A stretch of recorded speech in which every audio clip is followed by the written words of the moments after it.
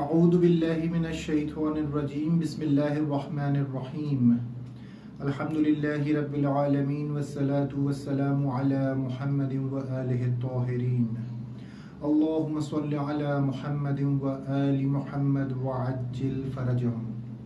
ناظرین، اپنے وہی موضوع کے ساتھ علم نفسیات میں اسلامی نقطہ نظر سائیکولوجیکل پرسپیکٹیو آف اسلام ہے، اور جس کو فارسی میں دیدگاہ‌های روان شناختی از نگاہ اسلام کے نام سے جانا جاتا ہے کہ پچھلے درس میں ہم نے ڈیٹیل کے ساتھ حواس باطنی پر تذکرہ کیا، اور حواس باطنی کے ذریعے یہ سمجھنے کی کوشش کی کہ انسان کی آگاہی اور شناخت میں حواس حسی اور ظاہری کے علاوہ حواس باطنی کا بھی بہت بڑا کردار ہے۔ یعنی یہی قدرت خیال کو ہم نے ڈسکس کیا، ادراک عقلی اور ادراک شہودی پر بحث کی، اور اس بات پہ تاکید کی کہ ادراک شہودی بالا ترین مرتبہ ہے انسان کے لیے کسی چیز کو سمجھنے کے لیے، کسی چیز کی آگاہی حاصل کرنے کے لیے، اور یہ ادراک شہودی کوئی اتنی خاص شرائط نہیں رکھتا بجز یہ کہ انسان اپنے آپ کو گناہوں سے بچائے اور اپنے واجبات کے عمل کرے اور اپنی ذمہ داریوں کو احسن طریقے سے انجام دے، اور جب یہ ادراک شہودی اس کے اندر آئے تو اس کو کیچ کرے اور اس کو استمرار بخشے، اس کو ہمیشگی دے، کنٹینیو کرے اس کو، نہ کہ وہ ایک لحظے یا چند لحظے کے لیے آئے اور پھر چلا جائے۔ اس پر ہم نے بحث کی۔ آج ہم نے کہا تھا کہ ہم بحث کریں گے آگاہی اور شناخت میں جو سب سے زیادہ مہم کردار ہے وہ ہے قلب کا، یہی جسے ہم دل کہتے ہیں۔ قلب کا کیسے کردار ہے آگاہی اور شناخت میں، اس کو ہم قرآنی آیات کی روشنی میں، قرآن کریم کے ہدایت کا منبع ہے ہر انسان کے لیے، بالخصوص مسلمانوں کے لیے، اور اس کے ذریعے سے سمجھنے کی کوشش کریں گے کہ قرآن میں قلب کا کیا کردار ہے۔ منابع اسلامی اور تعلیمات دینی میں قلب یعنی تزکیہ اور تطہیر جو ہم کہتے ہیں نفس کی، وہ قلب کے بارے میں بھی استعمال ہوا ہے۔ یعنی اس کے ذریعے دل کی تطہیر اور قلب کی تطہیر کرنے کے ذریعے انسان کون سی آگاہی و شناخت حاصل کرتا ہے؟ یعنی حقائق ماورای عقلی نہیں صرف کہ جو ہم نے بحث کی کہ صرف حسی اور خیالی سے آتی ہے، نہیں، اس کے علاوہ ماورائے عقلی بھی ہیں۔ یہی جو ادراک شہودی پہ ہم نے کل ڈسکس کیا، اس ادراک شہودی میں بہت بڑا کردار اس قلب کا ہے، یعنی یہی دل جسے ہم کہتے ہیں۔ یہاں پر قلب ایک الہام غیبی دیتا ہے ہمیں۔ قلب، انسان کا دل، جو قرآن میں دل بیان کیا گیا ہے ہمارے مد نظر وہ قلب ہے، وہ معنی ابھی ہم اس کے دو معنی کو بیان کریں گے۔ یعنی یہی انسان کا قلب انسان کو تطہیر اور تزکیے کے بعد ایک الہام غیبی دیتا ہے جو حسی اور عقلی، جو ادراک حسی اور ادراک عقلی سے ممکن نہیں ہے ایک انسان کے لیے، ایک بشر کے لیے، کہ وہ اس کو حاصل کرے۔ یہی قلب کا کام۔ دو معنی قلب کے یوز ہوئے ہیں جو ہمارے عام طور پہ یوز کیے جاتے ہیں۔ ایک معنی ہے وہ عام ہے، عموم رکھتا ہے۔ وہ معنی کون سا ہے؟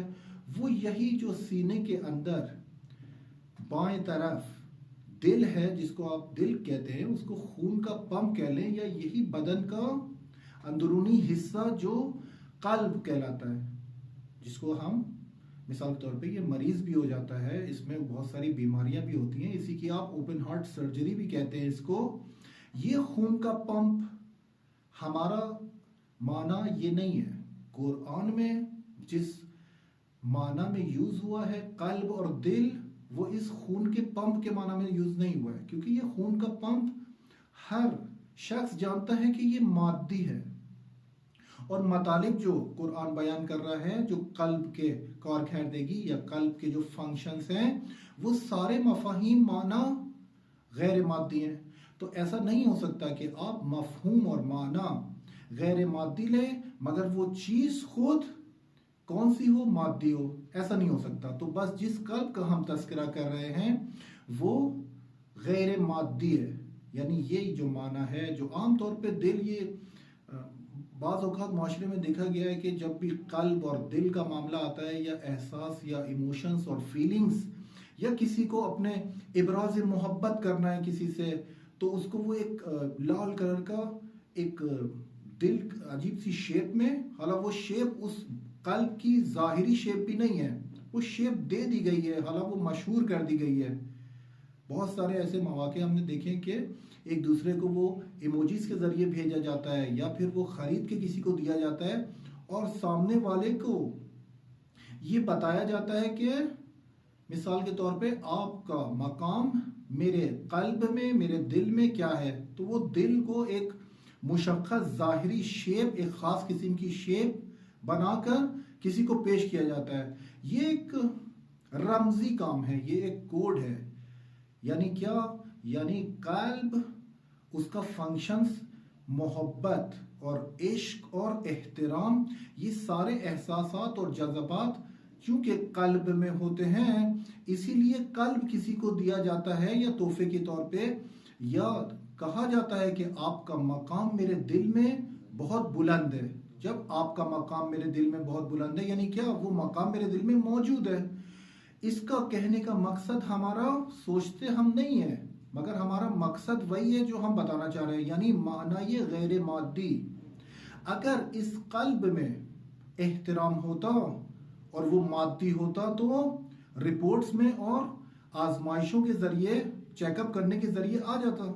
मिसाल के तौर पे ये मुतखस्सिसीन कल्ब हैं, ये जो दिल के स्पेशलिस्ट हैं, यही जो ऑपरेशंस करते हैं, लोगों का ओपन हार्ट सर्जरी करते हैं, तो आप इनसे क्यों नहीं पूछते कि हमारे दिल में फलां चीज की मोहब्बत कितनी है और फलां चीज की मोहब्बत कितनी है? या आप उनसे पूछ लें कि हमारे दिल में मोहर लगी है या नहीं लगी? नहीं बता सकते। और ये सवाल करना भी बेमंतिक है, इलॉजिकल सवाल है। क्यों इलॉजिकल है? क्योंकि हम जो अपने जबान से अदा कर रहे हैं मफाहिम, और जो हमारा मिज़दाक और माना है, वो गैर मादी है। मगर जब हम आम तौर पर इसको मुआशरे में राइज देखते हैं, तो वो एक मादी चीज को लेकर आते हैं। यानी यही जो सीने के अंदर, हर बशर के अंदर एक कल्ब है, हालांकि हैवानों में भी यही सिस्टम है, मगर यहाँ पर हम कुरान को लेकर आ रहे हैं, क्योंकि कुरान हिदायत की किताब है इंसानों के लिए। ये हिदायत की किताब हैवानों के लिए नहीं है, ये सिर्फ बशर के लिए हिदायत का मंबा है। तो यहाँ पर ये जो दो माना बयान किए कि एक कल्ब का माना है मादी, यानी वही जो सीने के अंदर है, जिसको खून का पंप कहते हैं, या बदन का अंदरूनी हिस्सा, एक वो माना है। दूसरा माना इसका क्या है कि मरकज़ अवातिफ व एहसासात व जज़बात इंसान, उस मरकज में, उस कल्ब गैर मादी में वो अवातिफ हैं, वो सारा मरकज है हर चीज का। यहां पर कल्ब को एक टूल के तौर पे इस्तेमाल किया जाता है। कल्ब जो माना उसका गैर मादी है, अब हमारी जो बहस होगी वो कल्ब को गैर मादी में, यानी ये कल्ब मादी और खून का पंप हमारी बहस से बाहर है। तो जो भी हम मिसालें लेंगे और जो भी हम बात करेंगे, अब कल्ब का जो हम माना इस्तेमाल करेंगे वो गैर मादी होगा। किस तरह? यानी यही टूल है जो आगाही और शनाख्त के लिए इस्तेमाल की जाती है। कल्ब, इंसान का दिल, ये एक टूल है, एक अवजार है, एक इक्विपमेंट है, जिसके जरिए क्या करते हैं, इंसान आगाही और शनाख्त हासिल करता है। इंसान इदराकाते मावराए अक्ली इस्तेमाल करता है। इंसान को यही कल्ब और इसकी सलामती लेके जाती है इदराके शहूदी की जानिब। यहाँ पर ये जो कुरान में कल्ब इस्तेमाल हुआ है, खुद कल्ब 3 से 4 डिफरेंट टर्मिनोलॉजीज में इस्तेमाल हुआ है, और सबसे मुराद एक ही चीज है। यानी खुद कल्ब अरबी है, इसके अलावा सद्र, ये भी अरबी है, इसको भी दिल के माना में इस्तेमाल हुआ है, सद्र। और इसके बाद है फुआद, फुआद भी दिल के माना में इस्तेमाल हुआ है। यानी यही दिल है, कल्ब, फुआद और सद्र, स्वाद से। यहाँ पर हुक्माए इस्लामी और उलमाए इस्लामी कहते हैं कि ये कल्ब नफ्स नातिका है, नफ्स नातिका इसका नाम रखते हैं। یعنی یہ ایک نفس ہے. اگر ہم نے بتایا پچھلے درسوں میں کہ نفس ہر عمل کی جڑ ہے، اور حکماء اسلامی اس نتیجے پہ پہنچے ہیں کہ وہ کہتے ہیں نفس ناطقہ یعنی یہی قلب انسان. آئیے اس کو دیکھتے ہیں کہ ڈیفرنٹ فنکشنز جو ہیں قلب کے، قرآن میں اس کو کیسے ذکر کیا گیا ہے. یہاں پر پہلا جو فنکشن ہے قلب کا وہ ہے درک کرنا اور سمجھنا. قلب کا فنکشن کیا ہے، ایک اس کی مسئولیت کیا ہے، درک کرنا اور سمجھنا. کیسے اس کو ظاہر کریں گے؟ حالانکہ ابھی عام طور پہ اگر ہم کسی کو کہیں کہ قلب سے سمجھو تو ایک تھوڑا سا چینج ہو جائے گا، کبھی لوگوں نے سنا نہیں ہے قلب سے سوچو. مگر یہاں پر قرآن اسی سوچنے سمجھنے اور درک کرنے کے معنی میں استعمال کر رہا ہے. ہم نے یہ تو سنا ہے کہ عقل سے کام لو یا عقل سے سوچو، ہم نے یہ نہیں بولا کہ قلب سے سوچو. یہاں پر اس آیہ کریمہ کو دقت سے دیکھیں کہ سورہ اعراف میں آیت نمبر ہے 179. خدا تعالیٰ فرماتا ہے کہ لَهُمْ قُلُوبٌ لَا يَفْقَهُونَ بِهَا. خدا کہتا ہے کہ ان لوگوں کے پاس دل ہیں، ان لوگوں کے لیے دل دیے گئے ہیں. لا يفقهون بها، یہ لوگ تفقہ نہیں کرتے اس دل سے. تفقہ کہتے ہیں ایک درک عمیق کو، ایک سوچنے سمجھنے کو، یعنی اس کی ڈیپتھ میں، یعنی ڈیپ نالج کو درک عمیق کہتے ہیں. یہ جو ہم کہتے ہیں فقیہ اسلامی ٹرمینالوجی میں، یہ جو ولایت فقیہ ہے یا یہ فقیہ کا جو ورڈ آتا ہے، یہ کیوں ہم کسی مرجع تقلید کو یا کسی عالم کو یا عالم کو فقیہ کیوں کہتے ہیں؟ کیونکہ یہ دین کے، اسلام کے بارے میں درک عمیق رکھتا ہے، ایک ڈیپ نالج رکھتا ہے، اسی لیے اس کو کہتے ہیں فقیہ. تو یہاں پر یہ جو قرآنی آیت بتا رہی ہے تفقہ، یعنی یہی تفقہ یعنی درک عمیق سوچنا اور درک عمیق کرنا. یہ کس کا کام ہے؟ لَهُمْ قُلُوبٌ لَا يَفْقَهُونَ بِهَا، یعنی ان لوگوں کے پاس دل ہے، اس کے ذریعے سوچتے نہیں ہیں، درک عمیق نہیں کرتے. تو ایک ہو گیا دل کا فنکشن درک کرنا اور سمجھنا. دوسرا ہے عمل تدبر، یہ بھی قلب کا کام ہے. تدبیر کرنا، تدبر کرنا، فکر، ایک عمیق تدبیر کرنا کس کا فنکشن ہے؟ دل کا. کیسے؟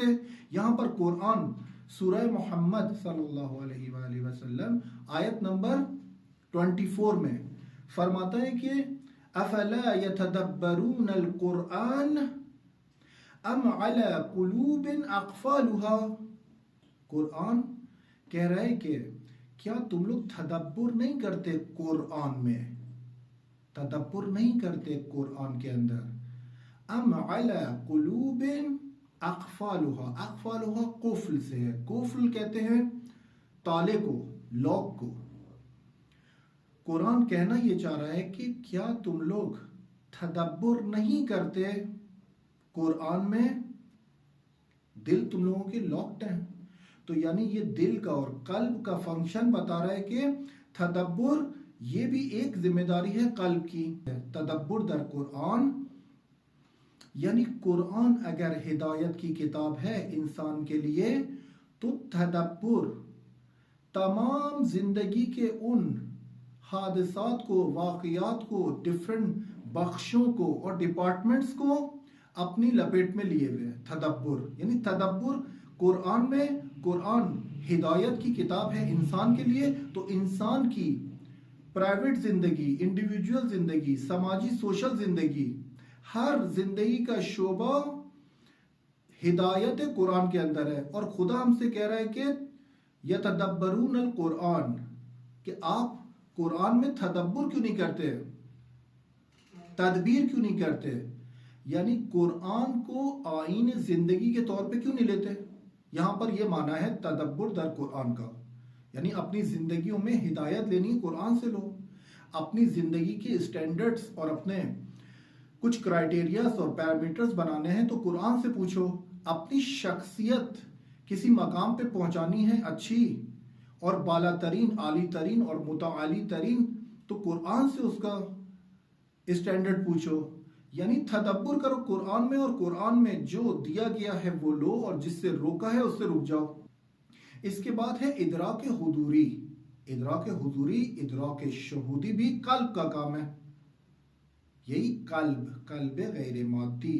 کیسے ہم ثابت کریں کہ اسلامی تعلیمات میں قلب کا کام ہے ادراک شہودی؟ کیسے؟ اس آیت کی طرف توجہ کریں کہ سورہ حج میں آیت نمبر 46 ہے کہ خدا فرماتا ہے کہ فَإِنَّهَا لَا تَعْمَى الْأَبْصَارُ وَلَكِنْ تَعْمَى الْقُلُوبُ۔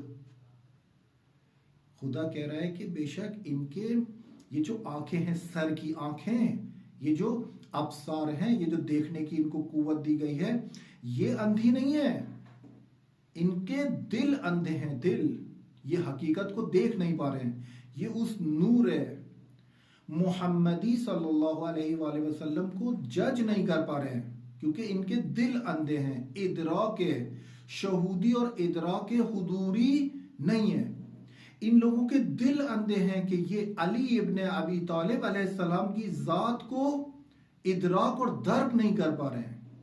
ان لوگوں کے دل اندھے ہیں کہ یہ خانہ حضرت فاطمہ الزہرا پہ بے حرمتی کرتے ہیں، اور وہاں پر شور و غل بھی مچاتے ہیں، آگ بھی لگاتے ہیں، اور بہت ساری جنایت انجام دیتے ہیں۔ کیوں انجام دیتے ہیں جنایت؟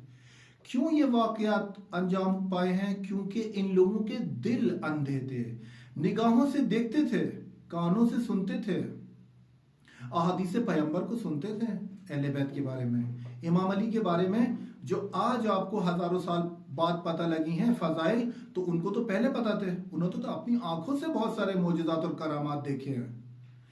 کیوں ان کو اپنے کانوں کے ذریعے سنی ہوئی بات پر یقین نہیں آیا؟ کیونکہ ادراک حضوری اور شہودی نہیں رکھتے تھے۔ کیوں قرآن کہہ رہا ہے کہ ان کے آنکھیں اندھی نہیں ہیں، ان کے دل اندھے ہیں؟ کیوں؟ تعمل قلوب، ان کے دلوں کا اندھا پن ہے، یہ دیکھ نہیں پا رہے ہیں نور محمدی کو، یہ جج اور ادراک نہیں کر پا رہے ہیں نور علی ابن ابی طالب کو، نہیں دیکھ پا رہے۔ کیوں؟ دل اندھے ہیں۔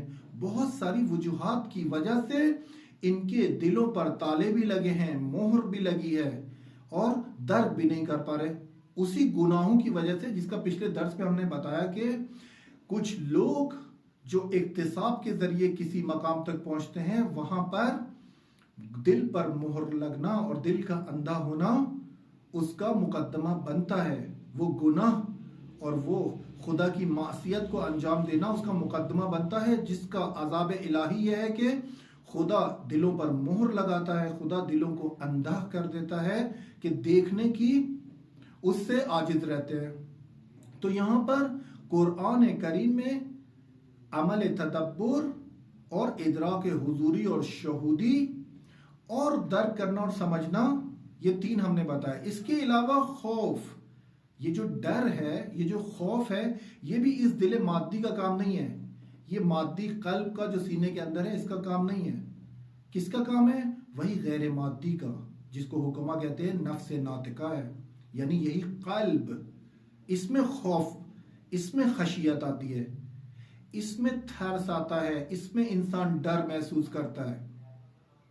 کیونکہ ہم نے جیسے مثال دی کہ اگر یہ ساری چیزیں مادی ہوتی تو کسی رپورٹ میں، کسی آپ کو دل کا چیک اپ کرنے سے یہ رپورٹس میں آ جاتی کہ آپ کے دل میں یہ بیماریاں ہیں، کیونکہ دل کی بیماری اور دل کی وہ روحانی اور نفسانی امراض جو قرآن ہمیں مفہوم بتا رہا ہے، وہ آپ نہیں جان سکتے، نہ سائیکالوجی ہمیں بتا سکتی ہے۔ سائیکالوجی نے دل پر اور قلب پر ڈسکشن ہی نہیں کی، میڈیکل سائنس نے کی، مگر میڈیکل سائنس کا کام یہ نہیں ہے کہ آپ کو بتائے کہ ہم یہ جو قلب کو کھول کے بیٹھے ہیں، ہم یہ آپ کے دل کی شریانوں کو کولیسٹرول سے، چربی سے پاک کرتے ہیں، دوبارہ انسان کو زندگی بخشتے ہیں۔ بہت سارے میڈیکل طریقوں کے ذریعے، بہت ساری دوائیوں کے ذریعے انسانی جان کو نجات دیتے ہیں۔ کیوں؟ یہ خون کا پمپ ہے اور خون کی شریانیں بلاک ہیں، اور یہ اتنی شریانوں کا اتنے درجے پر بلاک ہونا انسان کے لیے خطرناک ثابت ہو سکتا ہے، اور وہ انسان کو دوائیوں کے ذریعے، میڈیسنز کے ذریعے یا عمل جراحی اور آپریشن اور سرجری کے ذریعے اس دل کو، مادی دل کو نجات دے دیتے ہیں، وہ پھر اپنا پمپ والا کام بہتر طریقے سے کرتا ہے۔ مگر آج تک میڈیکل سائنس یا دل کے متخصص نے کبھی آپ کو یہ بتایا ہے کہ آپ کے دل میں مثلا ادراک کی بیماری ہے، یا آپ کے دل میں سوچنے سمجھنے کی صلاحیت کم ہے، یا آپ کی فلانا شریان منافقت بند ہے، یا آپ کے دل میں وہ والے گناہوں کی شریان کی کولیسٹرول کی لیول بہت بڑا ہوا ہے؟ نہیں بتاتے نا، کیونکہ مادی ہے، میڈیکل سائنس مادی ہے۔ کس کا کام ہے یہ بتانا؟ یہ کام ہے قرآن کا۔ قرآن آپ کو آگاہی دیتا ہے، قرآن آپ کو متوجہ کرتا ہے کہ عزیزان، یہ جو مادی دل کو ہم لے کے بیٹھے ہیں اور ہر بڑھاپے کو پہنچنے کے بعد فوراً متخصص اور اسپیشلسٹ کے پاس، کارڈیولوجسٹ کے پاس ہم رجوع کرتے ہیں، تو یہ مادی دل کو لے کے جا رہے ہیں، مگر اس نفس ناطقہ یا اس روحانی قلب کو جس کا تذکرہ قرآن میں ہے، اس کو لے کے کسی کے پاس کیوں نہیں جاتے؟ کس کے پاس جائے اس کو چیک کرائے کہ ہمارے دل میں بیماریاں اور نفسانی بیماریاں ہیں کہ نہیں، ادراکی بیماریاں ہیں یا نہیں، تفکراتی تدبر والی بیماریاں ہیں یا نہیں، سوچنے سمجھنے کی قابلیت ہمارے دل میں ہے یا نہیں، کس کے پاس لے کے جائیں گے؟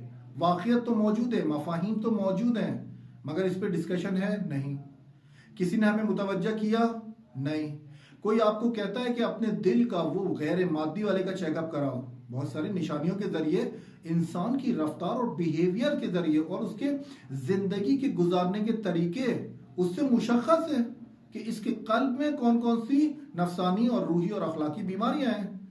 تو وہاں پر جس طرح ایک میڈیکل سائنس میں ڈاکٹر آپریشن اور سرجری کر کے قلب مادی کو نجات دیتا ہے، اسی طرح ایک انسان، ایک عالم جو خدا شناس ہوتا ہے، وہ آپ کے نفسانی اور روحانی قلب کو بہت ساری بیماریوں سے نجات دیتا ہے۔ کیسے؟ جس طرح میڈیسن کھا کے قلب مادی ٹھیک ہوتا ہے، اسی طرح بہت سارے اعمال انجام دے کر قلب نفسانی اور قلب روحی بھی ارتقاء کی طرف جاتا ہے، بہتر ہوتا ہے، اس میں سے سیاہی ختم ہوتی ہے۔ تو یہاں پر ایک جو خوف ہم نے بتایا کہ ڈر، یہ بھی قلب کا کام ہے۔ کیسے؟ آیت کو یہاں پر آپ کے سامنے پیش کرتے ہیں کہ سورہ حج کی یہ بھی آیت نمبر 35 ہے۔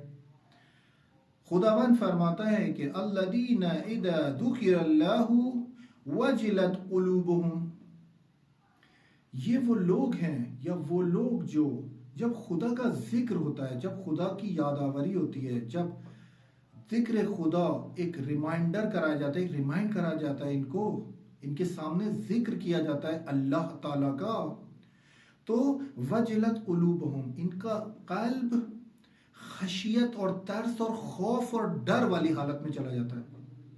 ان کے دل، ان لوگوں کے جب خدا کا ذکر سنتے ہیں، ان لوگوں کی نشانی بتا رہے ہیں۔ کچھ لوگ ہیں ان کی نشانی ہے کہ کیا ہے، جب ان کے سامنے آپ خدا کا تذکرہ کریں گے تو ان کی دل کی حالت خشیت والی ہوگی، ان کی دل کی حالت ترس اور خوف اور ڈر والی ہوگی۔ اور یہ ڈر کس کا خاصہ ہے؟ فنکشن ہے قلب کا، قرآن کی آیت کی روح سے۔ یہاں پر جو خوف اور ڈر ہے، ہم نے یہ بہت دیکھا ہے کہ انسان جب خوف کے عالم میں ہوتا ہے، ڈر کے عالم میں ہوتا ہے، تو وہ اپنے بیہیویئر اور رفتار کو غیر عادی کر لیتا ہے۔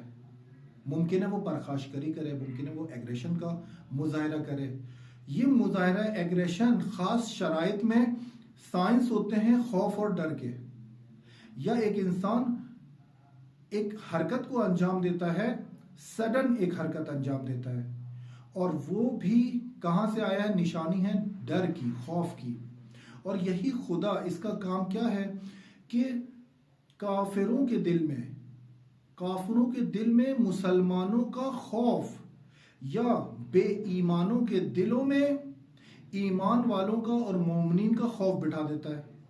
یہی دل کا فنکشن ہے نا، قلب کا فنکشن ہے۔ کیسے؟ یعنی یہی جو خوف ہے، اس کے بارے میں آیت کو دیکھیں، خداوند فرماتا ہے کہ سنلقی فی قلوب الذین کفروا الرعب. اس آیت کو دیکھیں، یہ جو رعب ہے جس کو پاکستان میں روب و دبدبا کہتے ہیں، حالانکہ عین کو تلفظ صحیح نہیں کرتے، حالانکہ فارسی میں بھی عین کا تلفظ الف یا حمزہ سے ہی کرتے ہیں. یہ جو ہم عام طور پہ کہتے ہیں کہ اس شخصیت کا روب و دبدبا بہت ہے، یہ جو روب ہے یہ رعب ہے، بیچ میں عین ہے جو قرآن میں استعمال ہوا ہے. یہاں پر خدا فرما رہا ہے کہ ہم بہت جلد فی قلوب الذین کفروا، یہ جو کافر ہیں، یہ جو خدا پر ایمان نہیں رکھتے اور یہ جو حد سے تجاوز کرتے ہیں اور یہ جو خدا کی شریعت کے اندر زندگی نہیں گزارتے، ہم کیا کریں گے؟ ہم فی قلوب، ہم ان کے دلوں میں رعب ڈالیں گے. کس کا رعب ڈالیں گے؟ مسلمانوں کا کہ ڈرو. دلوں میں رعب ڈالنا دل کا فنکشن ہے، دل میں رعب ڈالا جاتا ہے، دل میں رعب ڈالا جاتا ہے. قلب میں فنکشن جو ہے قلب کا وہ کیا ہے؟ ایک خوف اور ترس، یعنی یہی رعب. بعض اوقات آپ کسی کو دیکھتے ہیں کہ شخصیت ظاہر ہوتی ہے، ایک عالم ہے، ایک عالم خدا ترس، وہ ظاہر ہوتا ہے ایک مجلس میں اور اس کو دیکھ کر انسان کا دل ایک ترس اور خوف اور رعب کی شکل میں بدل جاتا ہے. اس کی حالت ایسی ہوتی ہے کہ ہمت نہیں ہوتی کہ اس سے ہم کلام ہوں، ہمت نہیں ہوتی کہ ان سے کوئی سوال کو ڈیٹیل کے ساتھ پوچھا جائے یا ان پہ کوئی اعتراض کیا جائے یا بہت ساری ایسے چیزیں ہیں. یہ جو رعب دوسروں کے دلوں میں ڈالا جاتا ہے مومنین کا، یہ بھی قلب کا فنکشن ہے. تو قلب میں رعب ڈالا جاتا ہے. یہاں پر ڈیفرنٹ قسم کے موضوعات، مثلا نفرت، محبت و مودت، غیظ و غضب، فیلنگز اور ایموشنز، احساس و عواطف، یہ ساری چیزیں قلب کا کام ہے عزیزاں. جب ہم نے کہا کہ یہ ساری چیزیں قلب کا کام ہے، قلب ان سارے فنکشنز کو، قلب سارا ان فنکشن کو چلاتا ہے.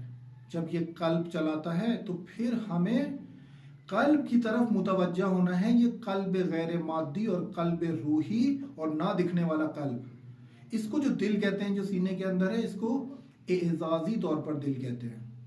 یعنی کیونکہ قلب مرکز ہے، وہ قلب غیر مادی. اسی لیے انسان کے بدن میں یہ جو دل ہے، خون کا پمپ، یہ بھی مرکز ہے. اگر یہ کام کرنا چھوڑ دے تو انسانی حیات باقی نہیں رہ سکتی.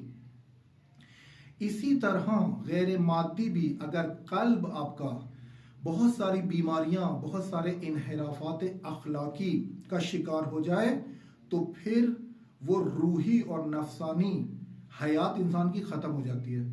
جب وہ ختم ہو جاتی ہے تو پھر انسانوں کو بولا جاتا ہے کہ یہ انسان نہیں ہے، یہ چلتے پھرتے مردے ہیں. مثال کے طور پہ پیغمبر اکرم کو بھی قرآن میں بعض اوقات آیات کے ذریعے، وحی کے ذریعے فرمایا جاتا تھا کہ آپ مردوں کو نہیں سنا سکتے اپنا کلام، مردوں کو. حالانکہ پیغمبر اکرم یہاں پر تبلیغ کر رہے ہیں زندوں پر، تبلیغ کر رہے ہیں انسانوں پر جو زندہ ہیں، سانس لے رہے ہیں، دل ان کا دھڑک رہا ہے، کھاتے پیتے ہیں. مگر قرآن کہہ رہا ہے کہ آپ مردوں کو تو نہیں سنا سکتے اپنی بات. کیوں مردہ؟ قرآن کس کو مردہ کہہ رہا ہے؟ قرآن اسی کو مردہ کہہ رہا ہے کہ جو خون کا پمپ ٹھیک چل رہا ہو مگر وہ قلب روحی اور نفسانی وہ ٹھیک نہیں ہے. اگر وہ مر جائے تو قرآن اور خدا اس کو مردہ حساب کرتا ہے.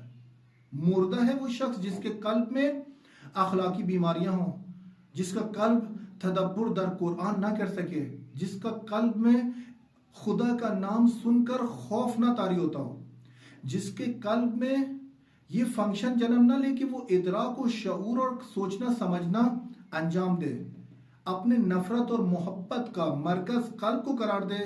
بس یہاں پر قلب کو بہت زیادہ اہمیت دی ہے. بہت ساری دعاؤں میں آپ دیکھیں گے کہ ہم دعائیں مانگتے ہیں، قرآنی دعائیں ہیں، بہت ساری اہل بیت علیہ السلام کی تعلیم کردہ دعائیں ہیں، اور اس میں قلب کے لیے دعا مانگ رہے ہیں عزیزان. نہ کہ یہ قلب کے خدایا مجھے مثال کے طور پہ کولیسٹرول کی بیماری نہ ہو یا مجھے ہارٹ اٹیک نہ ہو، اس کے لیے تو دعا نہیں مانگتے عزیزان. کس کے لیے دعا مانگتے ہیں؟ یہ جو دعا ہے ثبت قلبی علی دینک، یہ مجھے خدایا مجھے اپنے دین پر ثابت قدم رکھ، میرے دل کو ثبت قلبی۔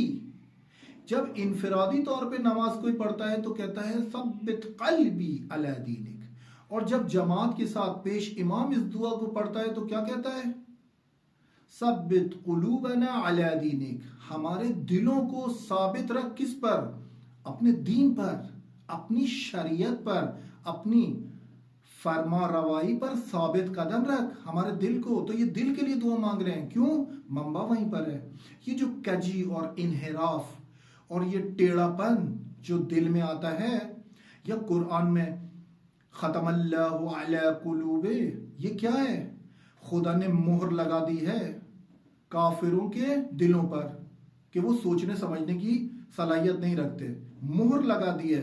تو اگر یہ مادی ہے تو پھر کسی دل کے اسپیشلسٹ سے پوچھیں کہ سر مجھے اپنا چیک اپ کروانا ہے، یہی آپ کے میڈیکل ڈاکٹر جن کے پاس آپ رجوع کرتے ہیں کہ میرے دل میں درد ہو رہا ہے یا کولیسٹرول میرا بڑھا ہوا ہے، دیکھیں مجھے میرے دل میں، جب آپ اوپن ہارٹ سرجری کریں تو کائنڈلی یہ چیک کر لیجئے کہ میرے دل میں مہر لگی ہوئی ہے یا نہیں، میرا دل ٹیڑھا ہے یا نہیں، میرے دل میں کجی ہے یا نہیں، انحرافات اخلاقی کتنے ہیں، خوف کتنا ہے، کتنی مقدار کتنی پرسنٹیج میں خوف ہے، میرا دل زندہ ہے یا مردہ ہے، نہیں پوچھتے، مادی ہے، مادی چیز پوچھیں گے وہ مادی چیز آپ کو بتا دے گا۔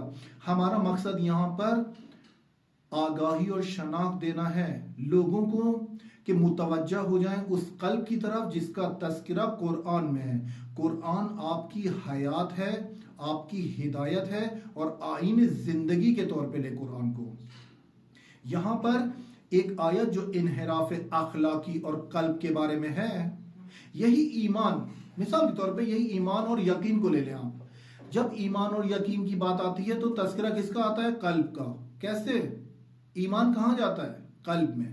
یقین کہاں پیدا ہوتا ہے؟ قلب میں۔ وہی قلب نفسانی، وہی قلب غیر مادی، وہی قلب ماورائے طبیعی، قلب غیر مادی ہے۔ یعنی یہاں پر ایمان کے بارے میں آیت کو قرآن میں بارہا آپ نے سنا ہوگا، مگر دقت کریں اس ٹاپک کے ذریعے جو ہم سائیکولوجیکل پرسپیکٹیوز آف اسلام بتا رہے ہیں، ہم وہ سائیکولوجیکل پرسپیکٹیو بتا رہے ہیں جو نقطہ نظر سائیکالوجی یا ویسٹ میں یا موجودہ سائیکالوجی میں بیان نہیں کیے گئے۔ انہوں نے بیان کیا انسان کے لیے ضروری ہے عقل سے کام لینا، انہوں نے بیان کیا انسان کے لیے ضروری ہے آگاہی حاصل کرنا، مگر انہوں نے ساتھ یہ بیان کیا کہ تمام تر یہ چیزیں مادی لذتوں کے لیے اس کا حصول ہے۔ ہم یہاں پر آ کے کہہ رہے ہیں کہ قرآن جب آیا ہے تو اس نے اپنا نقطہ نظر دیا ہے، اسلام جب آیا ہے تو اس نے آگاہی اور شناخت میں نقطہ نظر بیان کیا ہے، اور یہ نقطہ نظر بیان کرنا بتا رہا ہے کہ یہ بھی مہم ہے، اور مہم طرز مادی ہے، مادی سے زیادہ مہم ہے ماورائے طبیعی، میٹا فزیکل زیادہ مہم ہے فزیکل چیزوں سے۔ یہاں پر یہ آیت کو دقت کریں کہ خداوند فرماتا ہے کہ قالت الاعراب آمنا، یہ اعراب پیغمبر اکرم صلی اللہ علیہ وآلہ وسلم کے پاس تشریف لاتے تھے، موجود ہوتے تھے اور کہتے تھے آمنا، ہم ایمان لائے، یہ کہتے تھے ہم ایمان لائے آپ پر۔ خدا فرماتا ہے کہ قل لم تؤمنوا، آپ ان سے کہہ دیجئے، خدا کا پیغمبر کو کہنا ہے کہ آپ ان سے کہہ دیجئے کہ ابھی ایمان نہیں لائے تم، آمنا جو کہہ رہے ہو یہ ایمان نہیں ہے۔ قل لم تؤمنوا، تم ایمان نہیں لائے تم لوگ، ولکن قولوا اسلمنا،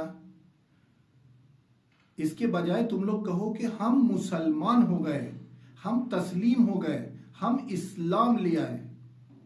قولوا اسلمنا، ہم لوگ اسلام لے آئے، تسلیم ہو گئے، نہ کہ ایمان لے آئے، نہ کہ مومن ہو گئے۔ وَلَمَّا يَدْخُلِ الْإِيمَانُ فِي قُلُوبِكُمْ، یہ جو قلوبکم ہے یہی ہمارا ٹاپک ہے۔ خدا کہہ رہے ہیں کہ یہ جو لوگ آپ کے پاس آ کے کہہ رہے ہیں کہ ہم ایمان لائے ہیں، ان سے کہہ دیجئے کہ آپ ایمان نہیں لائے ابھی تک، آپ ایمان لانے کی بجائے کہیں کہ ہم اسلام لائے ہیں، کیونکہ ابھی لما يدخل الایمان، ابھی داخل نہیں ہوا ہے ایمان، کہاں؟ فی قلوبکم، تم لوگوں کے دلوں میں داخل نہیں ہوا ہے. تو دلوں میں داخل یقین اور ایمان ہوتا ہے. قرآن کی آیت ہے عزیز. دل کا، قلب کا فنکشن دل میں ایمان کی کیفیت کو پیدا کرنا. یہ جو ہم نے ٹیڑھا پن بتایا یا کجی دل میں پیدا ہونا، یہ بھی انحرافات اخلاقی ہے. انحرافات اخلاقی یعنی بہت سارے ایسے کام کرنا جو انسانی اخلاق کا جز نہیں ہے، اخلاق بد ہے، اخلاق سو ہے. برے کام کرنا، بری باتیں کرنا، برے پلان بنانا، برے پروپیگنڈاز کرنا، انحرافات اخلاقی ہے. قرآن جب بتا رہا ہے کہ انحرافات اخلاقی بھی فنکشن سے دل کا، دل سے پھوٹیں گے انحرافات اخلاقی، اور دل کا کام ہے اخلاق متعالی اسلامی. دونوں کام دل کے ہیں. اس دل کو ٹھیک کرنا ہے. یعنی یہی جو ہم دعاؤں میں مانگتے ہیں کہ ربنا لا تزغ قلوبنا بعد اذ ہدیتنا. کیا کہہ رہے ہیں خدا کو؟ خدا سے کہہ رہے ہیں کہ زیغ، ہمارے دل کو ٹیڑھا نہ کر. خدا سے مانگ رہے ہیں ہم کجی زیغ. یہ زیغ جو ہے یہ ایک اور آیت میں بیان ہوا ہے، اور ہم یہاں پر وہ آیت بھی بیان کرتے ہیں کہ خدا فرماتا ہے فَأَمَّا الَّذِينَ فِي قُلُوبِهِمْ زَيْغٌ، اور جن لوگوں کے دلوں میں زیغ ہے. زیغ یعنی کجی، یعنی ٹیڑھا پن. ٹیڑھا پن یعنی کیا؟ ٹیڑھا پن یعنی انحراف. کوئی انسان ٹیڑھا ہو جائے، کسی کا دل ٹیڑھا ہو جائے، کسی کا اخلاق ٹیڑھا ہو جائے، اس کو کہتے ہیں زیغ. جب زیغ دل کے بارے میں استعمال ہوتا ہے تو اس کو کہتے ہیں انحرافات اخلاقی کا شکار ہوا ہے وہ شخص. فی قلوبہم زیغ فیتبعون ما تشابہ من.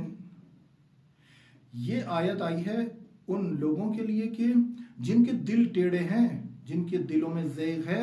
یہ کیا کرتے ہیں کہ یہ جو متشابہات آیات ہیں ان کو زیادہ فوکس کرتے ہیں. یہ تو آیات متشابہات ہیں قرآن میں، محکمات کو چھوڑ دیتے ہیں. وہ جو خدا ترس ہیں، وہ جو ایمان والے ہیں، وہ آیات محکم کو لیتے ہیں. مگر یہ جن کے دلوں میں زیغ ہے اور ٹیڑھا پن ہے، یعنی انحرافات اخلاقی کا شکار ہیں، یہ قرآن کے اس آیات متشابہات کے گروپ کو لے لیتے ہیں اور استعمال کرتے ہیں. یعنی ایک شخص کو آپ دیکھیں کہ احادیث کے منبع میں جائے گا اور تواتر کے ساتھ، صحیح السند کے ساتھ جو صحیح حدیث ہے اس کو الگ کر دے گا، اور وہ سارے جو ضعیف حدیثوں کے مطالب ہیں وہ بیان کرے گا. اس کو کیا کہتے ہیں؟ اس کو کہتے ہیں اس شاعر کا دل ٹیڑھا ہو چکا ہے. یہ جو شاعر ہے، ہمیں جو نصیب ہوئے ہیں پاکستانی اردو ہندی معاشروں میں، آپ ان کی زیادہ تر اشعار اور منبع ان کا دیکھیں گے کہ ضعیف روایات ہیں. اہل بیت کے بارے میں ہوں، دشمنان اہل بیت کے بارے میں ہوں، تاریخ کے بارے میں ہوں، فضائل اہل بیت کے بارے میں ہوں، اور بہت زیادہ انحرافات عقائدی کے بارے میں. آپ دیکھیں گے کہ زیادہ تر ان کا فوکس کس پہ ہوتا ہے؟ کیونکہ ان کے دلوں میں زیغ ہے، ٹیڑھا پن ہے، یہ روایات متشابہات. وہاں پر قرآن کہہ رہا ہے کہ جن کے دل ٹیڑھے ہوتے ہیں وہ آیات مشابہات پہ لیتے ہیں، متشابہ آیت کو بہت زیادہ دقت کرتے ہیں، ان پہ بحث کرتے ہیں، اس کو استفادہ کرتے ہیں. یہاں پر جب ہمارے شاعر حضرات جب شعر و شاعری کرتے ہیں اور فضائل کی دنیا میں ایسے فضائل لے کر آتے ہیں، اللاجیکل فضائل اور بہت سارے فضائل اہل بیت کے، وہ انحرافات عقائدی ہیں. عزیزان اس پہ نگاہ رکھیں. ہر شاعر کا شعر قابل قبول نہیں ہونا چاہیے. انحراف ہے اس میں، منحرف ہے. کیوں؟ کیونکہ ممکن ہے اس کا دل ٹیڑھا ہو، اس شاعر کا، یہ جس نے پرووائڈ کیا ہے، اس کے دل میں زیغ ہو، اور اس نے روایات اور احادیث ضعیف سے استفادہ کر کے یہ شعر و شاعری اور یہ فضائل کا منبع بنایا ہو اور ہمارے سامنے پیش کیا ہے، جس پر ہم واہ واہ بھی کرتے ہیں. تو اس بات پہ فوکس کریں کہ زیغ دل میں ہوتا ہے، کجی دل میں ہوتی ہے. اس کے بارے میں ایک اور آیت ہے اور وہ کنٹروورسی ہے، مگر اس کو بیان کر دیں گے کہ وہ بھی دل سے ریلیٹڈ ہے، کہ موضوع کا حق ادا ہو جائے اور ہمارا عقیدہ بھی ظاہر ہو جائے کہ ڈرتے ہم صرف خدا سے ہیں اور کسی سے نہیں.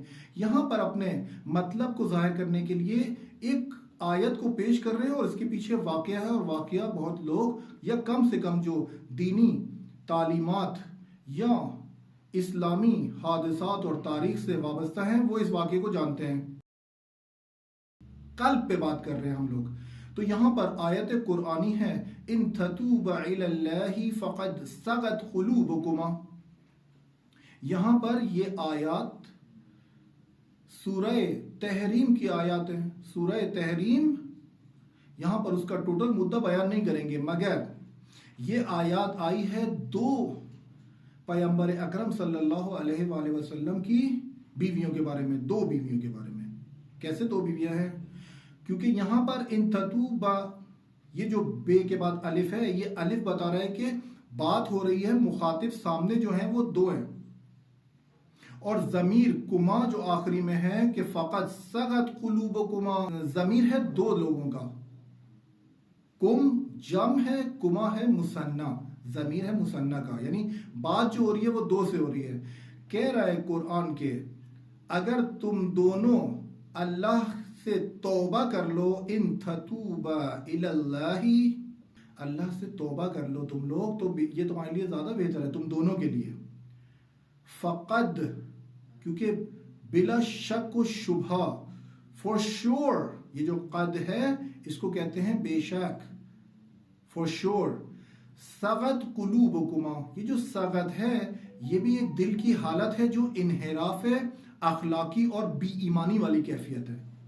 حالانکہ اگر یہاں پر مخاطبین ہمارے تشیع ہیں تو وہ بہتر جانتے ہیں کہ ان دو بیویوں سے مراد پیغمبر اکرم کی کون سی بیویاں ہیں، مگر یہاں پر اگر یہ حرف کوئی غیر تشیع سنتا ہے تو آپ اپنے ریلیجیس اسکالر سے پوچھیں کہ آقا سورہ تحریم میں یہ جو آیت ہے کہ اگر تم دونوں توبہ کر لو اللہ سے تو یہ تمہارے لیے بہتر ہے، کیونکہ تم دونوں کے صغت قلوبکما، تم دونوں کے دل ٹیڑے ہو چکے ہیں، کجی آ گئی ہے، اس میں انحراف اخلاقی اور انحراف ایمانی آیا ہے، اور اگر تم لوگوں نے توبہ نہیں کی اور ایک دوسرے کا ساتھ دیا تو پھر جان لو کہ اس پیغمبر، اس محمد مصطفیٰ صلی اللہ علیہ وآلہ وسلم کے پیچھے خود خدا ہے، اس کا مولا، اور جبرائیل ہے، اور صالح مومنین ہیں، اور تمام ملائکہ۔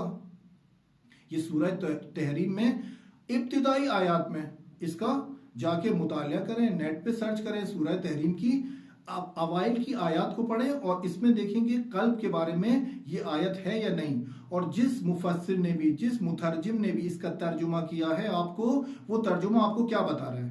اور حتماً و حتماً اپنے ریلیجیس اسکالر سے پوچھیں کہ یہ جو ہمیں آپ نے سبق سکھائے ہیں کہ نبی کی بیویاں ہماری مائیں ہیں اور ماؤں کا احترام واجب ہے، اور کوئی اس کو کچھ کہے تو اس کا قتل واجب ہے، اور اس طرح کے کر کے جو تفرقہ بازی پھیلاتے ہیں، تو یہ اپنے علماء سے پوچھیں کہ یہ دو بیویاں خدا کے واسطے ہمیں بتا دو کون سی ہیں۔ ہمیں تو پتہ ہے، ہم نہیں بتا رہے یہاں پر، یہ آپ کے لیے ایک کنجکاوی اور تجسس کی کیفیت قائم رہے کہ آپ اپنے علماء سے پوچھیں کہ یہ دو بیویاں کون ہیں جن کے دل ٹیڑے ہو گئے اور جس کے بارے میں خدا شدید رد عمل دکھا رہا ہے، اور پھر کہہ رہا ہے کہ ایک دوسرے کی اتنی حمایت نہ کرو، اگر ایک دوسرے کی حمایت کی تم دونوں بیویوں نے تو پھر خدا اور جبرائیل اور صالح مومنین اور تمام ملائکہ میرے پیغمبر کے پیچھے ہیں، ان کے گروپ میں، یعنی کچھ ایسا سنجیدہ واقعہ پیش آیا ہے، اور یہ ہمارے لیے ہدایت ہے۔ انسان کیسے ہدایت پاتا ہے؟ انسان ہدایت پاتا ہے عزیزان، انسان ہدایت پاتا ہے تجسس سے اور تحمل سے، کیونکہ جب آپ تحقیق کرتے ہیں، کوئی سوال کرتے ہیں، تو ضروری نہیں ہے کہ جواب آگے سے جو آئے وہ آپ کے اسٹینڈرڈ کے مطابق ہو، یا وہ آپ کے عقیدے اور محبتیں جو ہمارے دلوں میں ہیں ان کے مطابق ہو۔ تو اپنے آپ کا تحمل اپنا زیادہ بڑھائیں، اپنے آپ کی تحقیق کا مرحلہ، تجسس کا مرحلہ زیادہ بڑھائیں، تاکہ صرف یہی آیات نہیں، تمام قرآن کی آیات اور اس کے پیچھے جو حوادث ہیں اس کو سوچنے سمجھنے کے ساتھ درک کریں اور کسی حقائق تک پہنچیں۔ اسی کو آگاہی اور شناخت کہتے ہیں۔ ڈرے نہیں، خوف نہ کھائیں کہ ہم جب سوال کریں گے تو ہمیں خوف آئے گا، کیونکہ ہمیں ممکن ہے کچھ زیادہ کچھ کرنا پڑ جائے، کوئی عمل انجام دینا پڑ جائے، تو ہم یہاں پر آپ لوگوں سے درخواست کر رہے ہیں کہ ہر قرآنی آیات کو جب پڑھیں تو ایک آیت کو پڑھیں اور آپ کی سمجھ میں آنا چاہیے کہ کم سے کم اس کا ہماری زندگیوں میں کیا تعلق ہے، ہمارے لیے اس آیت سے کیا ہدایت ہے، شان نزول اس کا کیا تھا، اور کون کون کہہ رہا ہے کہ یہ آیت کس کس کے بارے میں نازل ہوئی ہے، تاکہ آپ کو ایک ڈائمنشنز ملے۔ جاہل ہم دنیا میں آئے ہیں، مگر ہمیشہ ہمیں جاہل اس دنیا سے جانا نہیں ہے۔ ٹھیک ہے، ہم ذہن خالی کے ساتھ اس دنیا میں آئے ہیں، مگر اس ذہن کو بھر کے جانا ہے آگاہی و شناخت حقیقی، تاکہ ہم ایک یقین اور ایمان کی حالت میں جائیں۔ تو یہاں پر جو ہم نے قلب کے ڈسکس کیا معنی کو، یہ قلب مہم ہے، اس کا مصداق یہی مفاہیم ہے جو ہم نے بیان کیے کہ قلب کے فنکشنز میں ادراک اور سوچنا سمجھنا، تدبر کرنا، تدبیر کرنا، خوف کھانا، نفرت، محبت، احساس و جذبات و عواطف، ایمان اور یقین، حتیٰ یہاں تک کہ ادراک وحی، یہ جو آیات نازل ہوتی تھیں، قرآن ان آیات کو کہاں بتا رہا ہے کہ کہاں نازل ہوتی تھی، کہ یہ آیات کو ہم یہاں پر ذکر کر دیں کہ یہ جو قرآن میں ایک ایک آیت آئی ہے تو یہ کہاں نازل ہوتی تھی۔ قرآن فرماتا ہے کہ فَإِنَّهُ نَزَّلَهُ عَلَىٰ قَلْبِكَ بِإِذْنِ اللَّهِ، پیغمبر سے مخاطب ہو کے قرآن کہہ رہا ہے کہ یہ قرآن ہم نے نازل کیا ہے کس پر؟ عَلَىٰ قَلْبِكَ، یہ جو صیغہ ہے یہ مفرد کا صیغہ ہے، یعنی مخاطب ایک ہے۔ خدا پیغمبر سے فرما رہا ہے کہ ہم نے قرآن کو آپ کے قلب پر نازل کیا ہے۔ ایک ایک آیات جو قرآن کی ہے وہ پیغمبر اکرم صلی اللہ علیہ وآلہ وسلم کے قلب پر نازل ہوئی ہے۔ تو جب پیغمبر ہمارے لیے مہم ہے تو ان کا قلب، یہ نورانی قلب، غیر مادی، نفسانی، روحی، اس پر سارا قرآن اترا ہے۔ تو یہاں پر ہمیں بتایا جا رہا ہے کہ قلب کو آپ نے جدی لینا ہے، آپ نے سنجیدگی سے لینا ہے، اس کی کجی کو دور کرنا ہے، اس کے انحرافات کو درست کرنا ہے، اس کا تزکیہ کرنا ہے، تطہیر کرنی ہے، اس کو مختلف بیماریوں سے بچانا ہے، اس کو مختلف لوگوں سے جو اخلاقی طور پر پست ہیں ان سے بچانا ہے۔ اس دل میں غیر خدا، اس دل میں شرک نہ آنے پائے، اس دل میں سیاہی نہ لگنی پائے۔ یہ دل میں جو دھبا ہے، آپ کہتے ہیں نا دل میں اس کا دل سیاہ ہو گیا ہے، دل تو سیاہ نہیں ہوتا، کسی دل کو سیاہ کہہ رہے ہیں۔ یہ جو دل پر مثال کے طور پہ وہ کہتے ہیں کہ ایک گناہ کرے تو ایک ڈاٹ لگتا ہے اور پھر گناہ کرتے کرتے کرتے وہ دل سیاہ ہو جاتا ہے، یہ دل مادی نہیں ہے، یہ دل وہی قلب ہے جو قرآن مفاہیم میں ہمیں بتا رہا ہے۔ تو ہم اس کو بہتر طریقے سے سمجھیں، اس کو احسن طریقے سے سمجھیں اور اس پر اپنی زندگی کا دار و مدار، کم سے کم اپنی آگاہی اور شناخت کا دار و مدار رکھیں، اور قلب کے ذریعے تدبر کریں، قلب کے ذریعے سوچیں سمجھیں، قلب کے ذریعے بہت سارے احساس و عواطف کو جج کریں، مقایسہ کریں، کمپیریزن کریں کہ ہم درست انجام دے رہے ہیں یا غلط، اور اسی قلب کو ثابت قدم رکھیں اللہ تعالیٰ کے دین پر اور وہ شریعت محمدی صلی اللہ علیہ وآلہ وسلم اور تعلیمات اہل بیت علیہ السلام۔ اس دل کو دعا مانگے خدا سے کہ اس میں کجی نہ آنے پائے، اس دل میں انحرافات جنسی، انحرافات اخلاقی، انحرافات عقائدی اس کے اندر نہ آنے پائے۔ آج کے لیے اتنا ہی، وصلی اللہ علی محمد و آل محمد۔